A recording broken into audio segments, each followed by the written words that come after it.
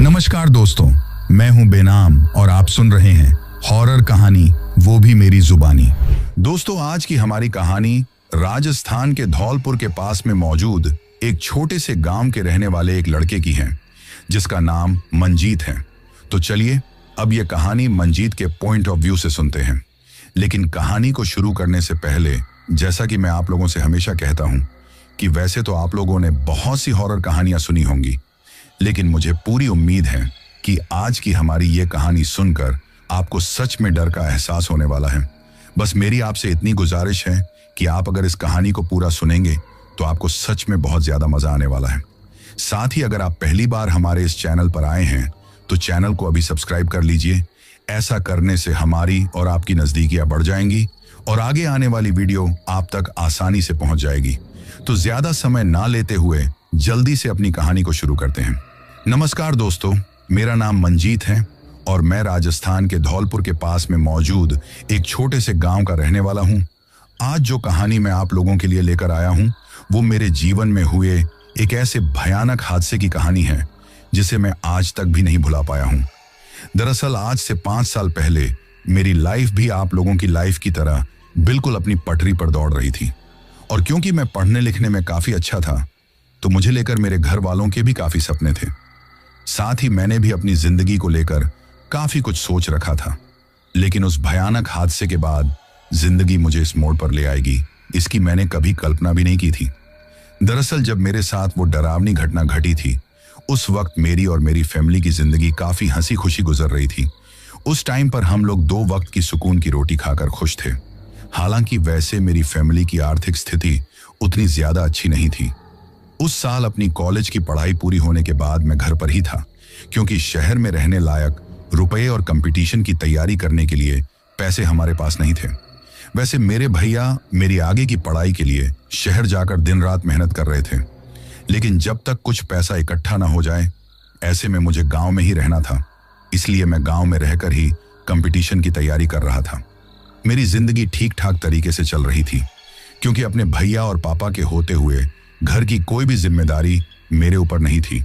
इसलिए सुबह लगभग 4 बजे तक उठ जाना, 7 बजे तक पढ़ाई करना, उसके बाद नहाना धोना और कुछ देर के लिए गांव में घूमने निकल जाना। दोपहर को वापस आकर खाना खाकर कुछ आराम करना, फिर पढ़ाई करना। शाम को लगभग रात के 10 बजे तक गांव के बाहर एक दुकान पर गांव के लड़कों के साथ बैठकर हंसी मजाक करना, बातें करना, यही जिंदगी थी मेरी। वैसे देखने में भी मैं काफी स्मार्ट था।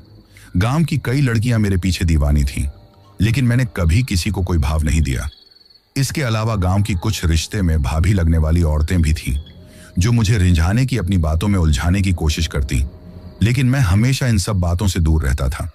जब मैं कॉलेज की पढ़ाई करता था और अपने गांव से पास के ही कस्बे में रोज कॉलेज जाया करता था, तो कॉलेज में भी काफी लड़कियां मेरी दोस्त बनना चाहती थी, लेकिन मुझे प्यार मोहब्बत से कोई मतलब नहीं था। इसलिए मैं कभी किसी से ज्यादा बातें नहीं करता था। मैं सिर्फ यही सोचा करता था कि फालतू बातों में अपने आप को भूल जाने की बजाय मुझे इतनी मेहनत करनी है कि एक दिन मैं उस मुकाम पर पहुंच जाऊं, जिस मुकाम के बारे में मैंने और मेरे घर वालों ने हमेशा सोचा है। किंतु शायद मैं भूल गया था कि प्यार मोहब्बत कब किससे हो जाए कोई कह नहीं सकता। शायद अभी तक मुझे वो लड़की नहीं मिली थी जिसकी मुझे तलाश थी। ऐसे में मेरी जिंदगी इसी तरह गुजर रही थी कि तभी हमारे ही गांव में एक लड़की आई जिसका नाम था रोशनी। रोशनी की उम्र मेरी उम्र से लगभग 2 साल कम थी। उस वक्त मेरी उम्र 21 साल और रोशनी की उम्र 19 साल थी। वैसे रोशनी अपनी बुआ के यहाँ आई थी। पहली बार मैंने मेरी माँ के मुंह से रोशनी के बारे में सुना था और जाना था कि रोशनी के पापा की उसके बचपन में ही मौत हो गई थी। वो खेतों में काम कर रहे थे तो किसी जहरीले कीड़े ने उन्हें डस लिया और उनकी मौत हो गई। इसके बाद उसकी माँ उसे अकेले छोड़कर अपनी मायके चली गई और दूसरी शादी कर ली। फिर कभी भूलकर रोशनी की सुध नहीं ली। ऐसे में रोशनी को उसकी दादी ने पाल पोस कर बड़ा किया था। उसके दादाजी तो बहुत समय पहले ही इस दुनिया से चले गए थे, किंतु उनकी दादी भी उनके पिता की मौत के बाद अक्सर बीमार रहती थी। ऐसे में अभी कुछ दिनों पहले उनकी भी मौत हो गई। अब सिर्फ चाचा चाची थे जिन्होंने रोशनी को साथ रखने से साफ इनकार कर दिया। और जो मामा मामी थे उनसे रिश्ता तो माँ से रिश्ता टूटने के साथ ही टूट गया था, जिसकी वजह से रोशनी की बुआ उसे अपने साथ लेकर यहाँ आ गई थी, क्योंकि रोशनी की बुआ को उस पर तरस आता था कि जवान लड़की कहाँ जाएगी। उसने कहा था रोशनी के चाचा चाची से कि उम्र कम है, लेकिन शादी कर दो, अपने घर की तो हो जाएगी। लेकिन रोशनी के चाचा चाची तो शादी में एक पैसा तक नहीं लगाना चाहते थे, इसलिए किसी भी तरह की जिम्मेदारी लेने से मना कर दिया। तो रोशनी की बुआ हालात देखते हुए उसे अपने साथ लेकर आ गई थी। वैसे उसके ससुराल में उसकी भी कोई एक नहीं चलने देता था, और रोशनी की बुआ के ससुराल वाले भी रोशनी को बिल्कुल पसंद नहीं करते थे। रोशनी के फूफा, जो सारा दिन शराब पीकर हमेशा आवारागर्दी करना और जुआ खेलना यही उनका काम था। रोशनी की बुआ ने सबकी बातें सुनकर भी अपने पति की मारपीट खाकर भी रोशनी को उस घर में रखने का फैसला किया। जवान लड़की को कहीं अकेले छोड़ भी तो नहीं सकती थी, ऐसे में अपने ही पास रख लिया। रोशनी अपनी बुआ के साथ घर का सारा कामकाज करती थी। इसी तरह उसकी जिंदगी गुजर रही थी। वैसे हमारा गांव ज्यादा बड़ा नहीं था और मैंने कभी रोशनी की तरफ ध्यान नहीं दिया। हाँ, एक दो बार रास्ते में आते जाते दिखाई दी थी, लेकिन ज्यादा ध्यान नहीं दिया। किंतु गांव के लड़कों का कहना था कि वो देखने में बला की खूबसूरत है। यहां तक कि गांव के कुछ लड़के तो उसके दीवाने होकर उसके आगे पीछे घूमने की कोशिश करते थे, लेकिन वो किसी की तरफ देखती भी नहीं थी। धीरे धीरे इसी तरह दिन गुजर रहे थे कि मेरे बड़े भाई की शादी तय हो गई थी। ऐसे में शादी फिक्स होने की वजह से सब लोग शादी की तैयारी में लगे हुए थे। गांव में अक्सर एक दूसरे के यहाँ शादी विवाह में जाना होता है, तो रोशनी भी जब मेरे भैया की शादी की तैयारी चल रही थी तो मंगल गीत वगैरह गाने के लिए, कुछ रस्मों में सम्मिलित होने के लिए अपनी बुआ के साथ आई। उस वक्त मैं वहां पर जितने भी लोग थे, मैं उनको चाय पानी वगैरह दे रहा था। तभी पहली बार मैंने रोशनी को ठीक से देखा था। पता नहीं क्या जादू था उसमें कि पहली नजर में ही मैं उससे प्यार कर बैठा था। बहुत खूबसूरत थी वो। अब मैं उससे बात करने का मौका तलाश करने लगा और ऐसे ही किसी न किसी बहाने से मैंने उससे बात की। पहले तो उसने मेरी तरफ कोई ध्यान नहीं दिया, लेकिन धीरे धीरे वो भी मुझे पसंद करने लगी थी।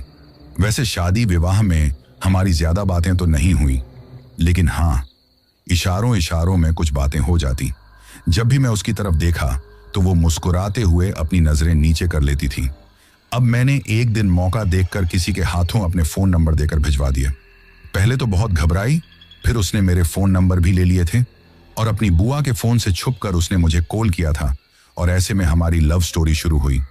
किंतु एक लव स्टोरी में एक विलन जरूर होता है। ऐसे में ही गांव में एक आदमी था जिसका नाम था शेर सिंह।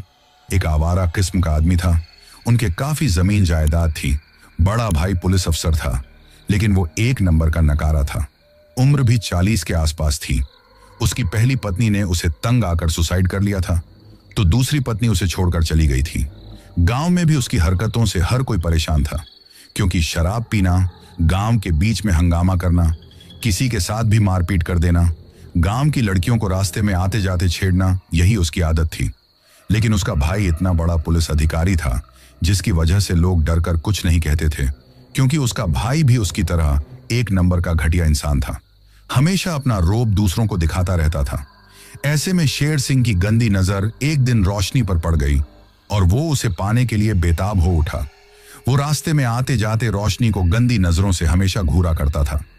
यहां तक कि कई बार उसने रोशनी को छेड़ने की कोशिश भी की, जिसकी वजह से रोशनी उससे बहुत ज्यादा घबराने लगी और नफरत करने लगी थी। वैसे एक बात जो बताना मेरे लिए आप लोगों को सबसे ज्यादा जरूरी है, क्योंकि जो बात मैं बताने वाला हूं उसकी वजह से ही तो मेरी जिंदगी पूरी तरह बदल गई थी।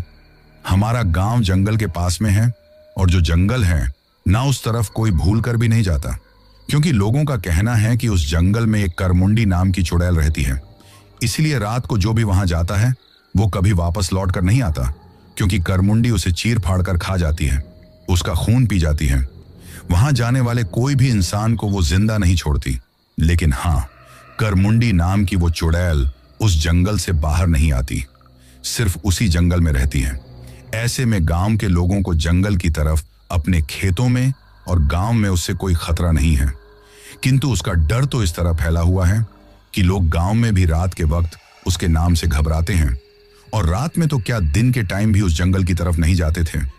ऐसे में यही मेरे और रोशनी के लिए ठीक मौका था। वैसे हमारा खेत उसी जंगल के पास में पड़ता था, जहां पर लोग दिन के टाइम बहुत कम जाते थे। ऐसे में हम लोग दोपहर के वक्त जब हमें मिलना होता था तो प्लान के मुताबिक रोशनी अपनी बुआ के खेतों में घास लाने के बहाने इधर चली जाती। जहां पहले ही मैं उसका इंतजार कर रहा होता, वहीं पर हमारी मुलाकात होती थी। वैसे हमने उस चुड़ैल के बारे में सुना तो काफी था, इसलिए डर तो हमारे दिलों दिमाग में भी था, लेकिन यह भी सुना था कि दिन के टाइम भी उस जंगल में किसी की जान को कोई खतरा नहीं है। वो चुड़ैल सिर्फ रात को ही लोगों को दिखाई देती हैं और रात को ही मारती हैं। मैं बचपन से ही उस करमुंडी चुड़ैल के बारे में बहुत सुनता आया था, और जब मैं छोटा था तो एक दो घटना मैंने अपनी आंखों से भी देखी थी। हमारे पड़ोस में ही रहने वाले एक काका जी अचानक एक दिन वहां चले गए। उसके बाद उस जंगल में उसके कपड़े ही मिले, लेकिन उसकी लाश की जगह सिर्फ उसका कंकाल मिला था, जिसे देखकर लग रहा था कि जैसे जानवरों ने नोच नोच कर खाया है, और खून की एक बूंद तो उसमें बची भी नहीं थी। वो चुड़ैल सारा खून पी गई थी। अब सब लोगों के मन में यह सवाल था कि आखिर काका जी रात के वक्त सब कुछ जानते हुए भी उस जंगल में क्यों गए थे। ऐसे में लोगों का कहना था कि काका जी उसके गांव की ही किसी विधवा औरत के साथ नाजायज संबंध थे। ऐसे में भी दोनों रात को अक्सर सबसे छुप कर मिला करते थे, जिसकी वो गांव में धीरे धीरे सबको इस बात की भनक लग गई थी, जिसकी वजह से उन्हें मिलने में प्रॉब्लम हो रही थी। काका जी थोड़ा ऐसे ही दिमाग के थे। वो भूत प्रेत चुड़ैल इन सबको ज्यादा नहीं मानते थे। इसलिए एक दिन जिस औरत के साथ उसके संबंध थे, उसके साथ उसने रात के वक्त जंगल में मिलने का प्लान बनाया, क्योंकि उसे पता था कि जंगल में रात के वक्त कोई नहीं जाता है। अब काका जी तो उस औरत से मिलने के चक्कर में जंगल में पहुंच गए, लेकिन वो औरत रात के वक्त इतना ज्यादा डर गई थी कि वहां जाने के बारे में सोचना ही बंद कर दिया था। जबकि दिन में काका जी से उसने वादा किया था कि वो वहां उससे मिलने जरूर आएगी, इसलिए उस औरत की जान तो बच गई, लेकिन काका जी उस चुड़ैल का शिकार हो गए। अगले दिन सारा दिन काका जी के सब घर वाले उसे ढूंढते रहे, लेकिन उनका कोई पता नहीं चला। अब सबको एक अनजाना सा डर सताने लगा। पहले तो वो लोग सोच रहे थे कि यहीं कहीं गांव में होगा, किंतु शाम तक जब उसका कोई पता नहीं चला तो ऐसे में उस औरत के घर पर काका जी के घर वाले पहुंच गए। उसको काफी डराया धमकाया, तब जाकर उसे औरत ने सच्चाई बताई थी, जिसे सुनकर हर किसी के होश उड़ गए। उस दिन तो शाम हो चुकी थी, इसलिए डर की वजह से कोई भी जंगल में नहीं गया था, और सुबह होते ही गांव के सब लोग मिलकर जंगल में काका जी को ढूंढने के लिए पहुंच गए थे। ऐसे में सच बताऊं तो जब अगले दिन हम लोगों ने उसकी जो लाश के कंकाल को घर लाया गया था, उसे देखा तो मैं तो इतना छोटा था, इतना ज्यादा डर गया था कि 3-4 दिन तक रात को भी ठीक से सो नहीं पाया था। काका जी की मौत के बाद पूरे गांव में बहुत ज्यादा डर फैल गया था। इसके अलावा एक बार गांव में ही किसी का रिश्तेदार शहर से आया हुआ था, और शायद जिस बस से आया था वो बस खराब हो गई। उसने उसे रास्ते में ही उतार दिया, तो वो सीधा ही ये सोचकर कि जल्दी ही पहुंच जाएगा, सड़क से ना आकर उस जंगल के रास्ते होकर आ रहा था, और अगले दिन उसके भी कपड़े और कंकाल वहीं पर मिला था। ऐसे में पूरे गांव में डर का माहौल था। शाम होने से पहले ही लोग खाना खाकर अपने अपने घरों में छुप जाया करते थे। खिड़की दरवाजे सब कुछ बंद कर लिया करते थे। वो चुड़ैल कौन थी, उस जंगल में कैसे आई, इसके पीछे की भी एक कहानी थी। बचपन से ही हमने इस बारे में काफी बातें सुनी थी। हर किसी के मुंह से काफी बातें सुनने को मिलती थी। कहते हैं कि कभी पहले हमारे गांव में एक करमुंडी नाम की औरत रहती थी, जो विधवा थी, उसके कोई संतान नहीं थी और पति की भी मौत हो चुकी थी। जब वो ससुराल वालों के साथ रहती थी तो हमेशा से ही उसकी उल्टी सीधी हरकतों से परेशान होकर ससुराल वालों ने उसे अपने आप से अलग कर दिया और रहने के लिए दूसरा घर दे दिया। ऐसे में गांव के बीचों बीच ही उसका घर था। वैसे करमुंडी के ससुराल वालों का कहना था कि वो तंत्र मंत्र, काला जादू जैसे काम करती हैं। पहले तो लोगों ने उनकी बातों पर यकीन नहीं किया, लेकिन जब आए दिन गांव में कभी किसी का बच्चा गायब होता तो किसी औरत जो ससुराल में आए हुए कुछ वक्त हुआ हो, वो पूरी तरह पागल हो जाती। कभी किसी का जानवर गायब हो जाता। अजीबोगरीब घटनाएं होने लगी थी, जिसकी वजह से गांव वाले बहुत परेशान हो गए और उन्होंने इसकी शिकायत करमुंडी के ससुराल वालों से की। अब ससुराल वालों ने करमुंडी से इस बारे में काफी कुछ कहा, तो उसके ससुराल वालों के यहाँ ही लगातार कोई ना कोई बुरी घटना होने लगी। कभी कोई बहुत ज्यादा बीमार हो गया तो कोई छत से गिरकर घायल हो गया, किसी पर खेत में किसी जानवर ने हमला कर दिया। ऐसे में सब लोगों को यही लग रहा था कि ये सब कुछ करमुंडी ने किया है। वैसे भी करमुंडी की हरकतें ही अजीब थीं। वो बड़े ही भयानक रूप से रहती थीं। काले कपड़े पहना करती, माथे पर एक बड़ा सा काला सा टीका, अजीब गरीब सी माला गले में पहनती। उसकी आंखें भी बड़ी डरावनी लगती थीं, जिसमें ढेर सारा काजल लगाई हुई रहती थी। लोगों का कहना था कि एक बार अगर कोई एक नजर से उसकी तरफ देख लेता था तो उसके बाद उसका दिमाग पहले की तरह नहीं होता था। वो एक तरह से पागल हो जाता था। वैसे करमुंडी गांव में किसी से ज्यादा बात नहीं करती। वो दिन में तो अक्सर अपने घर में ही रहती थी, घर से बहुत कम बाहर निकलती थी।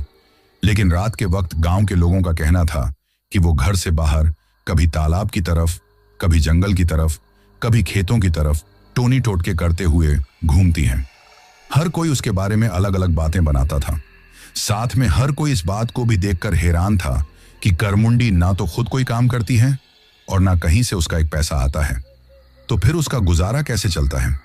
किंतु किसी की भी उससे कोई बात पूछने की हिम्मत नहीं होती थी, क्योंकि लोगों का कहना था कि करमुंडी को मान लो किसी की बात बुरी लग गई, अगर कोई गलती से उसे कुछ भी उल्टा सीधा बोल दे तो उसके साथ कोई ना कोई घटना हुई जाती थी, जिसकी वजह से लोग उसे कुछ बोलने से पहले 1000 बार सोचते थे। किंतु लगातार गांव में होती आए दिन की घटनाओं को देखते हुए गांव वाले काफी परेशान हो गए। उन्होंने सोच लिया था कि अगर वे लोग इसी तरह डर के साए में झेंगे तो धीरे धीरे उनके लिए बहुत ज्यादा मुसीबत खड़ी हो जाएगी। आखिर कब तक वे लोग इस तरह हाथ पर हाथ रखकर बैठे रहेंगे। ऐसे में तो उनकी जिंदगी नरक से भी बदतर बन जाएगी। और एक दिन उन्होंने फैसला कर लिया कि वे इस तरह डर कर नहीं रहेंगे, कुछ ना कुछ तो करेंगे। लेकिन करमुंडी से कैसे छुटकारा पाएं, उसकी हरकतों से कैसे छुटकारा पाएं, कुछ समझ में नहीं आ रहा था। काफी बातचीत करने के बाद में गांव के लोगों ने एक फैसला लिया। उन्होंने करमुंडी को मारने का फैसला कर लिया, क्योंकि सभी को लग रहा था कि तभी करमुंडी से छुटकारा पाया जा सकता है। इन सब में करमुंडी के ससुराल वाले भी इस बात में गांव के लोगों का साथ दे रहे थे, क्योंकि करमुंडी की वजह से उन्हें पहले ही काफी कुछ सहन करना पड़ा था और गांव में लोग भी आए दिन उनके बारे में बात बनाते थे। ऐसे में गांव की भलाई के लिए गांव के लोगों ने सोच लिया था कि करमुंडी को मारना जरूरी है। अगर गांव से बाहर निकाला तो वो कहीं पर जाकर तंत्र मंत्र करके उनका जीना हराम कर देगी और उनके लिए और ज्यादा मुसीबत खड़ी हो जाएगी। किंतु अगर वो मर जाएगी तो उन्हें इन सब से छुटकारा मिल जाएगा। ऐसे में सब ने तय किया कि रात के वक्त उसके घर में जाकर ही उसे वो लोग जान से मार डालेंगे। लेकिन कहीं ना कहीं से करमुंडी को इसकी भनक लग गई थी, जिसकी वजह से वो बहुत ज्यादा घबरा गई थी। वैसे अब वो पूरे गांव के लोगों से तो मुकाबला कर नहीं सकती थी, इसलिए अब उसे अपनी जान का खतरा होने लगा। अपनी जान बचाने के लिए वो कुछ सोचती। उससे पहले ही गांव के लोगों के आने की आहट उसे सुनाई दी, जो आधी रात के वक्त उसे मारने के लिए उसके घर की तरफ आ रहे थे। तो वो बहुत ज्यादा घबरा गई और अपनी जान बचाने के लिए घर से भाग गई। जब गांव के लोग उसके घर पर पहुंचे तो उसे वहां न देखकर परेशान हो गए। तभी किसी ने आकर बताया कि करमुंडी अपनी जान बचाने के लिए भाग गई है। तो गांव के लोग उसका पीछा करने लगे। हर किसी के हाथ में उसे मारने के लिए कुछ ना कुछ तो था। किसी के हाथ में कुल्हाड़ी, किसी के हाथ में तलवार, किसी के हाथ में चाकू। जिसके जो हाथ में लगा वो करमुंडी को मारने के लिए चल दिया। जब वे लोग गांव से निकलकर खेतों की तरफ आए तो उन्हें उनसे थोड़ी दूर खेतों से होकर भागती हुई करमुंडी दिखाई दी। ऐसे में वे लोग उसके पीछे पीछे भाग रहे थे और करमुंडी घबराते हुए आगे भागते जा रही थी। करमुंडी को जब लगा कि अब गांव के लोग उसे जिंदा नहीं छोड़ेंगे तो जान बचाने के लिए वो घबराते हुए जंगल में चली गई। गांव के लोगों ने जंगल को चारों तरफ से घेर लिया और पागलों की तरह जंगल में ढूंढने लगे। करमुंडी अपनी जान बचाने के लिए इधर उधर भागने लगी। काफी देर भागते भागते वो बहुत ज्यादा थक गई और एक पेड़ की ओट में छिप कर बैठ गई। वैसी गांव के लोगों को पता था कि करमुंडी जंगल में ही है, अपने आप को बचाने की कोशिश कर रही है। ऐसे में उन्होंने कुछ सोचा और आपस में एक दूसरे को इशारा करके बिल्कुल चुप रहने के लिए कहा। उन्हें पता था कि वैसे तो जंगल में रात के वक्त करमुंडी अपने आप को बचाने के लिए कहीं पर भी छिपकर बैठ जाएगी और वो लोग उसे ढूंढ नहीं पाएंगे। फिर वो मौका देखकर जंगल से निकलकर भाग जाएगी तो उनके लिए ही मुसीबत पैदा हो जाएगी। ऐसे में उन्होंने दिमाग से काम लिया और बिल्कुल शांत हो गए।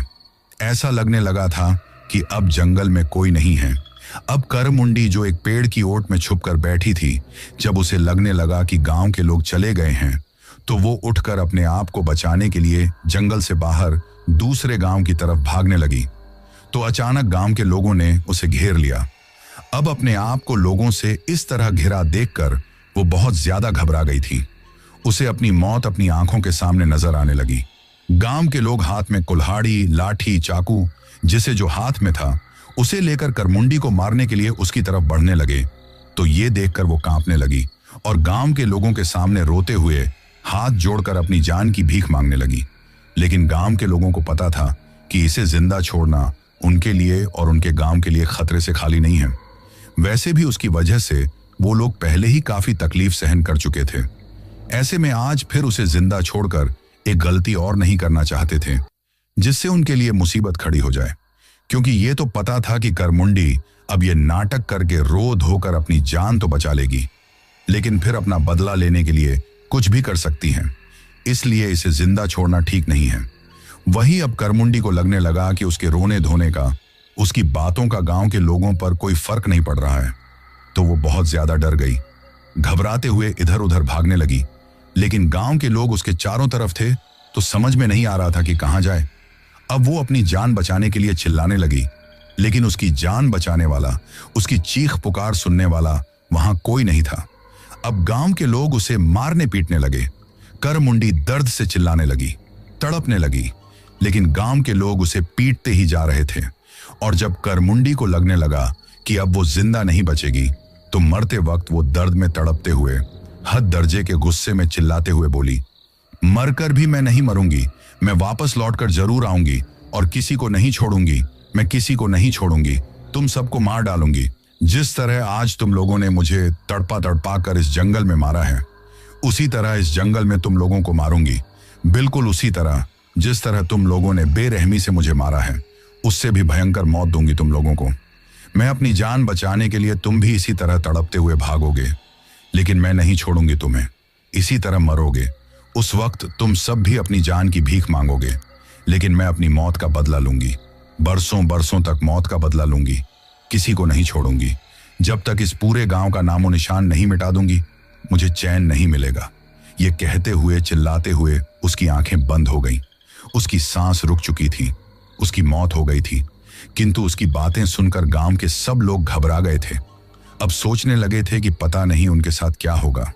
उन्होंने तो गांव की भलाई के लिए, अपनी भलाई के लिए करमुंडी को जान से मार दिया था, लेकिन करमुंडी ने तो मरते वक्त उन्हें ही श्राप दे दिया।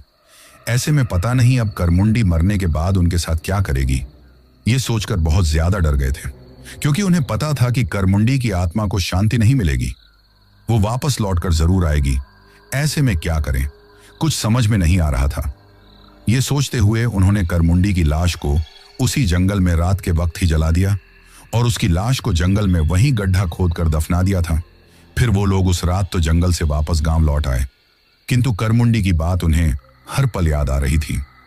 ऐसे में उन्होंने आपस में बैठकर विचार किया, जिससे गांव में या उनके लिए फिर से कोई मुसीबत खड़ी ना हो। और काफी सोच विचार कर बातें करने के बाद उन्होंने एक फैसला लिया और सुबह होने से पहले ही पास के ही गांव में एक तांत्रिक थे, उसे लेकर आए और उसकी मदद से जंगल के चारों तरफ कुछ मंत्र पूरित राई के दाने फेंकवा दिए, जिससे उस तांत्रिक ने पूरी जंगल को कील दिया। फिर उस तांत्रिक ने बताया कि अब उस करमुंडी की आत्मा इस जंगल से बाहर तो नहीं आ पाएगी, लेकिन रात भर जंगल में भटकती रहेगी, क्योंकि मरते वक्त उसने कहा था ना कि पूरे गांव का वो नामो निशान नहीं मिटा देगी। तब तक इसे चैन नहीं मिलेगा, तो ऐसे में इसे कभी शांति नहीं मिलेगी। इसलिए हमेशा के लिए उसे खत्म नहीं किया जा सकता। इसलिए गांव के लोगों के लिए यही बेहतर है कि अगर उन्हें अपनी जान प्यारी है तो कभी भूल कर रात के वक्त जंगल में ना आए, क्योंकि जंगल में आना उनके लिए उनकी मौत है। क्योंकि करमुंडी की मौत रात को हुई थी। अब गांव के सारे लोग घबरा गए थे। रात को तो क्या वे लोग दिन में भी वहां पर नहीं जाते थे। जिस जंगल से कभी उन्हें काफी लगाव था, जहां पर वो लोग अपने खाने बनाने के लिए लकड़ी लेकर आते थे, आए दिन किसी न किसी काम से जिस जंगल में जाते थे, आज उसके नाम से भी उन्हें डर लगने लगा था। उस वक्त भी हाँ, एक दो गांव के ऐसे आवारा लोग थे जिन्होंने इस बात को नजरअंदाज करके इस बात पर ज्यादा ध्यान नहीं दिया और गांव के लोगों को यह दिखाने के लिए कि वो किसी से नहीं डरते, रात के वक्त गांव के लोगों द्वारा काफी मना करने के बाद जबरदस्ती उस जंगल में चले गए। ये देखकर गांव के लोग घबरा गए। घबराहट की वजह से रात के वक्त जंगल के अंदर तो नहीं गए, लेकिन जो जंगल से बाहर उनकी खेत थे वहां पर बैठे रहे। तभी कुछ देर बाद उन्हें जंगल में जो लोग गए थे उनके भयानक चीखने की दर्द भरी आवाज सुनाई दी। ऐसे में समझ में आ गया कि करमुंडी की आत्मा जाग चुकी है और उसने बड़ी बेरहमी के साथ उन लोगों को मार दिया है। तांत्रिक के कहे अनुसार मरने के बाद करमुंडी अब एक चुड़ैल बन चुकी थी। ये सोचकर ही गांव के लोगों को बड़ी तकलीफ हुई, लेकिन क्या करते। उन्होंने तो उन्हें काफी समझाया था, जंगल में जाने से मना किया था, किंतु वे लोग जबरदस्ती गाली गलौज देते हुए जंगल में चले गए थे। उन दो लोगों की मौत के बाद गांव में अब सभी लोग और ज्यादा घबरा गए। अब उन्हें समझ में आ गया था कि जंगल में जाना उनके लिए मौत है। धीरे धीरे इसी तरह दिन गुजर रहे थे। जैसे जैसे दिन गुजरने लगे तो करमुंडी चुड़ैल की चर्चा चारों तरफ फैल गई थी। जब आसपास के गांव में यह खबर पहुंची तो हर कोई इस बात से डरने लगा। लेकिन गांव में कुछ लोग ऐसे भी होते हैं जो ऐसी बातों को नजरअंदाज करके अपने आप को बहादुर साबित करने की कोशिश करते हैं। ऐसे में कुछ लोग जो भूत प्रेत जैसी बातों को अंधविश्वास मानते थे, वे लोग इस जंगल में आए और रात के वक्त यहां पर रुके तो रात में ही उनके चीखने चिल्लाने की दर्द भरी आवाजें चारों तरफ गूंजने लगी। तो गांव के लोगों को समझ में आ गया कि आज जंगल में क्या हुआ है, किंतु गांव में से घबराहट की वजह से कोई भी वहां नहीं गया। अगले दिन सुबह होते ही लोग हिम्मत करके जंगल के अंदर गए तो जो लोग रात को जंगल में आए थे अब उनके शरीर के कपड़े और नोचे हुए कंकाल ही उन्हें मिले, जिनसे खून और मांस तो पूरी तरह गायब था। उन्हें पहचान पाना भी मुश्किल था कि आखिर ये कंकाल किनके हैं। अब तो डर चारों तरफ फैल गया था, लेकिन समय गुजरता गया। पर कभी ना कभी कोई ना कोई तो ऐसा इंसान होता था जो इन सबको अंधविश्वास कहकर आखिर जंगल में आ जाता और अपनी जान से हाथ धो बैठता। वही काफी बार कोई भुला भटका इंसान जो दूसरे गांव से इस गांव में आने के लिए सीधे ही जंगल वाले रास्ते का रात में प्रयोग कर लेता था। ऐसे में न जाने कितने लोगों की जान चली गई थी, जिस वजह से हर कोई अब उस जंगल को करमुंडी चुड़ैल का जंगल कहकर पुकारने लगा था। अभी कुछ दिनों पहले की ही बात थी।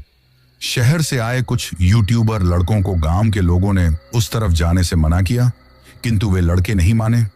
गांव के लोगों को अंधविश्वासी, कायर, डरपोक कहने लगे। ये सुनकर गांव के लोगों को गुस्सा तो आने लगा था, लेकिन उन्हें पता था कि अगर उन्होंने उन्हें उस जंगल की तरफ जाने दिया तो वे लड़के मारे जाएंगे, इसलिए डरा धमका कर वहां से भगा दिया। किंतु वो लड़के इतनी आसानी से हार मानने वाले नहीं थे, इसलिए दूसरे रास्ते से वो लड़के चोरी छुपे रात में जंगल में अपने YouTube चैनल पर यह दिखाने के लिए कि इस गांव में, इस जंगल में ऐसा कुछ नहीं है। गांव के लोग तो अंधविश्वासी होकर किसी चुड़ैल के होने की बात कहते हैं, वरना यहां ऐसा कुछ नहीं है, ये दिखाने के लिए उस जंगल में चले गए। लेकिन उन्हें क्या पता था कि वहां पर उनकी मौत उनका इंतजार कर रही है। उस जंगल में आकर उन लोगों ने कितनी बड़ी गलती कर दी है, क्योंकि और लोगों की तरह करमुंडी चुड़ैल ने उन्हें भी बेरहमी से मार डाला। जब उन्हें यह बात समझ में आई कि गांव के लोगों की बात गलत नहीं थी, तब तक बहुत देर हो चुकी थी। अपनी जान बचाने के लिए शायद वे लोग इधर उधर भी भागे होंगे, क्योंकि उनके चिल्लाने की आवाज गांव के लोगों ने सुनी थी, जो अपने आप को बचाने के लिए चिल्ला रहे थे। पर अब क्या हो सकता था? करमुंडी के जंगल में वो लोग थे तो गांव के लोग कुछ भी नहीं कर सकते थे, और करमुंडी ने उन सभी लड़कों को बड़ी बेरहमी से मौत के घाट उतार दिया। उनका सारा खून पी गई, सारा मांस खा गई और कंकाल की तरह उन्हें वहां पर छोड़ दिया।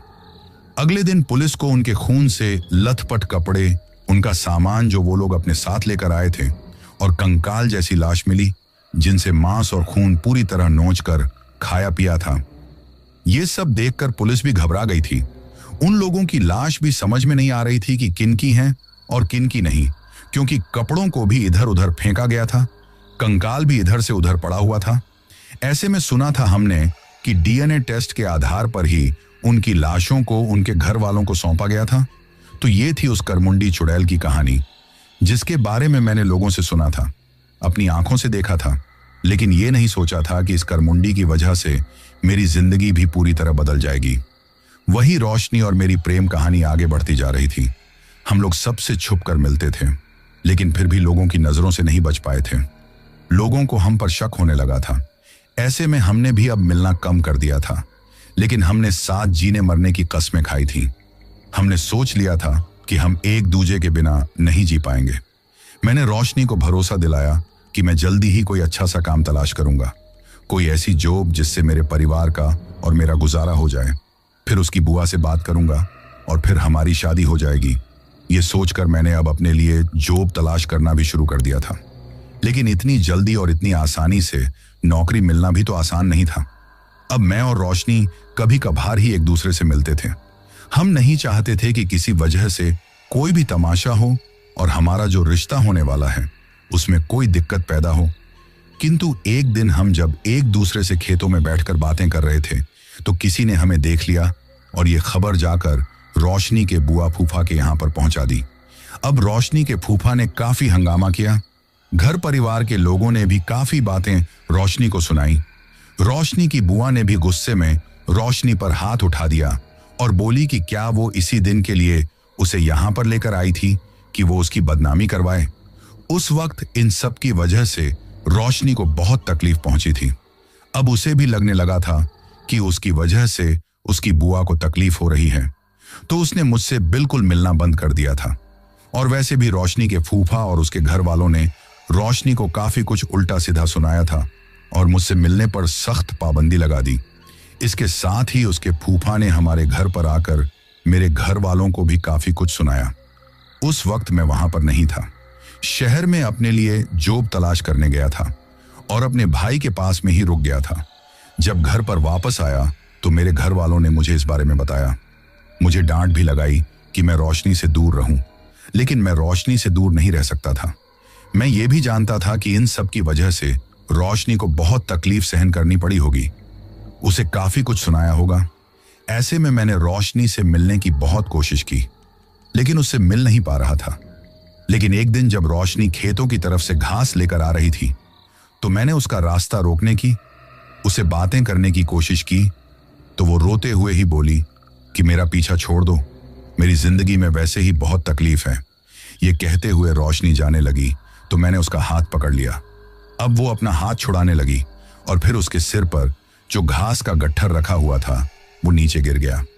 अब मैंने उसे हाथ पकड़कर अपने करीब खींच लिया और उसकी तरफ देखते हुए बोला, रोशनी, अगर तुमने मुझसे दूर जाने की कोशिश की तो मैं अपनी जान दे दूंगा, क्योंकि मैं तुम्हारे बिना नहीं जी सकता। मैं जानता था कि जो कुछ हुआ है उसकी वजह से तुम्हें बहुत तकलीफ पहुंची है, लेकिन क्या तुम इतनी जल्दी हार मान जाओगी? मैं हूं ना तुम्हारे साथ मिलकर मैं कुछ भी कर सकता हूं, लेकिन तुमने दूर जाने की कोशिश की तो मैं अपनी जान जरूर दे सकता हूं। अब जैसे ही मैंने ये कहा तो वो एकटक हैरानी से मेरी तरफ देखने लगी, तो मैं उसकी तरफ देखते हुए गंभीर आवाज में बोला, हाँ, मैं मर जाऊंगा तुम्हारे लिए। ये कहना था कि उसकी आंखों से आंसू बहने लगे और फिर वो मेरे गले लगकर रोने लगी। अब रोते हुए उसने सारी बात बताई और यह भी बताया कि शेर सिंह नाम का वो आदमी रास्ते में आते जाते उससे छेड़छाड़ करने की और गलत बातें बोलने की कोशिश करता है। यहां तक कि उसके फूफा ने शराब की नशे में उसे हम दोनों के बारे में बता दिया है, जिसकी वजह से वो भी काफी गुस्सा है। एक दिन रास्ता रोककर उसने मुझे काफी कुछ सुनाया और ये कहते हुए धमकी दी है कि तुम्हें मारने की कोशिश करेगा। साथ में मेरे फूफा से मेरा रिश्ता उसे तय करने का दबाव बना रहा है, लेकिन मेरी बुआ मना कर रही हैं। जब उसने ये बातें मुझे बताई तो मैं भी परेशान हो गया। उस वक्त मैंने उसे भरोसा दिलाया कि मैं हमेशा उसके साथ हूं और मैं जल्दी ही अपने घर वालों को उनके घर पर भेज दूंगा उनका हाथ मांगने के लिए। ये कहते हुए हमने कुछ देर बातें की। फिर अपने घर पर आकर मैंने इस बारे में अपने घर वालों को बताया और बोल दिया कि रोशनी से मैं जल्दी ही शादी करने वाला हूं। अगर उन लोगों ने इनकार किया तो मैं अपनी जान दे दूंगा। मेरे घर वालों ने जब ये सुना तो काफी हैरान रह गए और मुझे समझाने की बहुत कोशिश की। उस वक्त मैंने बोल दिया कि मैं शादी करूंगा तो सिर्फ रोशनी से करूंगा, वरना किसी से नहीं। तभी मेरी माँ बोली, बेटा, तुम्हें लेकर तो हमने कितने सपने सजाए हैं, ऐसे उस लड़की का चक्कर छोड़ो। बेटा, उसके फूफा को तो तुम जानते हो कितना घटिया इंसान है, ये कहते हुए समझाया। लेकिन मुझे तो रोशनी चाहिए थी। ऐसे में मेरे घर वाले मेरी जिद के आगे मान गए और हम लोग अगले दिन सुबह ही रोशनी के घर पर चले गए थे, रोशनी का रिश्ता मेरे लिए मांगने के लिए। किंतु वहां पर उसके फूफा ने हमें काफी कुछ उल्टा सीधा सुनाया और बेइज्जत करके घर से निकाल दिया। क्योंकि उसके फूफा और शेर सिंह के बीच में पहले ही बात हो चुकी थी।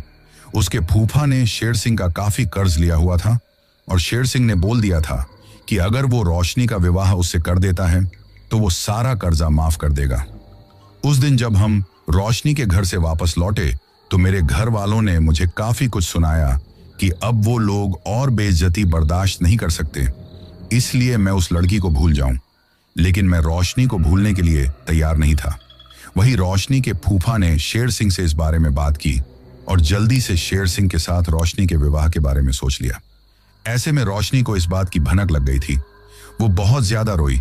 उसकी बुआ जी को भी ये देखकर तकलीफ हो रही थी, क्योंकि शेर सिंह एक घटिया इंसान था। इसलिए उसने जब अपने पति से इस बारे में बात की तो उसके पति ने उसे काफी कुछ सुनाया और जबरदस्ती शेर सिंह के साथ रोशनी का रिश्ता तय कर दिया। वही शेर सिंह के कुछ आवारा दोस्त रोशनी पर हमेशा नजर रखते थे और शेर सिंह उसे मेरे और रोशनी के बारे में पता था, तो ऐसे में वो मेरे नाम से भी चिढ़ने लगा था। एक दिन उसने रास्ते में मेरा रास्ता रोककर मुझे रोशनी से दूर रहने के लिए कहा और काफी कुछ उल्टा सीधा भी बोला। साथ में जान से मारने की धमकी दी। लेकिन मैं उसकी बातों से डरने वाला नहीं था। मुझे तो बस रोशनी से मिलने का रास्ता चाहिए था। एक दिन रोशनी खेतों की तरफ जा रही थी और मौका देखकर मैं भी वहां पहुंच गया। मैंने उससे बात करने की कोशिश की तो रोशनी ने रोते हुए सारी बात बताई कि उसकी पैसों के लालच में शेर सिंह के साथ उसका रिश्ता तय कर दिया। ये सुनकर मुझे उसके फूफा पर बहुत गुस्सा आया और मैंने रोशनी को समझाया कि सब कुछ ठीक हो जाएगा। उस दिन हमें इस तरह बात करते हुए शेर सिंह के किसी दोस्त ने देख लिया जो रोशनी पर नजर रख रहा था और जाकर ये बात शेर सिंह को बता दी। शेर सिंह ने मुझे बेवजह लड़ाई झगड़ा करके मारपीट की और फिर अपने भाई से कहकर मुझे सलाखों के पीछे पहुंचा दिया, क्योंकि वो मुझे डराना चाहता था। ये देखकर मेरे घर वाले बहुत ज्यादा डर गए। उन्होंने शेर सिंह के सामने हाथ पैर जोड़कर मुझे छोड़ने के लिए कहा तो शेर सिंह ने चेतावनी दे दी कि मैं रोशनी से दूर रहूं। ये कहते हुए उन्होंने मुझे छुड़वा दिया था। वही जब मैं घर पर आया तो पता चला कि रोशनी की और शेर सिंह की शादी है। ये मेरे लिए किसी सदमे से कम नहीं था, लेकिन मेरे घर वालों ने अपनी कसम देकर मुझे रोक दिया कि मैं गुस्से में कुछ भी ना करूं। मैं किसी और के साथ रोशनी की शादी ऐसा कुछ होते हुए नहीं देख सकता था। उधर रोशनी का भी रो रो कर बुरा हाल था। ऐसे में रोशनी की बुआ जी रोशनी के साथ ये सब कुछ होते हुए नहीं देख सकी कि उनकी भतीजी की जिंदगी इस तरह बर्बाद हो, क्योंकि वो शेर सिंह को भी जानती थी कि उसके साथ रोशनी की जिंदगी पूरी तरह बर्बाद हो जाएगी। अब रोशनी की तो मुझसे बात नहीं हो पा रही थी, क्योंकि उसके फूफा ने उसे पर कड़ी नजर रखी हुई थी। लेकिन रोशनी की बुआ जी ने मौका देखकर कॉल करके मुझे सारी बात बताई और साथ में ही बोल दिया कि अगर मैं रोशनी को चाहता हूं तो मैं रात के वक्त उसे लेकर भाग जाऊं। मैंने भी हाँ कर दिया, क्योंकि मैं किसी भी कीमत पर रोशनी को पाना चाहता था। वही घर में शादी की तैयारी चल रही थी। साथ में रोशनी के फूफा और उसके घर वाले रोशनी पर नजर रखे हुए थे। ऐसे में मौका नहीं मिल रहा था कि रोशनी घर से बाहर निकल सके। इसी तरह शादी का दिन भी आ गया था। शादी का सारा खर्चा शेर सिंह उठा रहा था और वैसे भी घमंड में शेर सिंह को यह लग रहा था कि मैं अब उसके डराने से डर गया हूं, इसलिए कुछ नहीं कर पाऊंगा। इसलिए मुझे दिखाने के लिए वो मेरी आंखों के सामने रोशनी से शादी करना चाहता था। ऐसे में रोशनी का पूरा घर सजाया हुआ था। घर में बारात के आने की तैयारी हो रही थी। कमरे में दुल्हन बनी हुई रोशनी बैठी हुई थी। मैं तो जैसे मर जाना चाहती थी, लेकिन उसकी बुआ ने उसे मेरे बारे में बताकर भरोसा दिला दिया कि वो उसकी जिंदगी बर्बाद नहीं होने देगी और मेरे साथ उसे भगा देगी।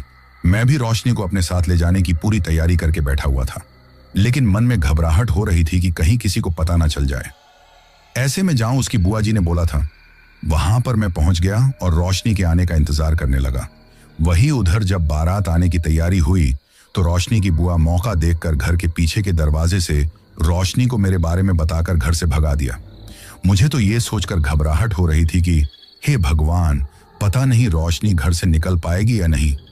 अगर उसकी शादी शेर सिंह के साथ हो गई तो वो जिंदा नहीं रह पाएगी। यही सोचकर डरते जा रहा था।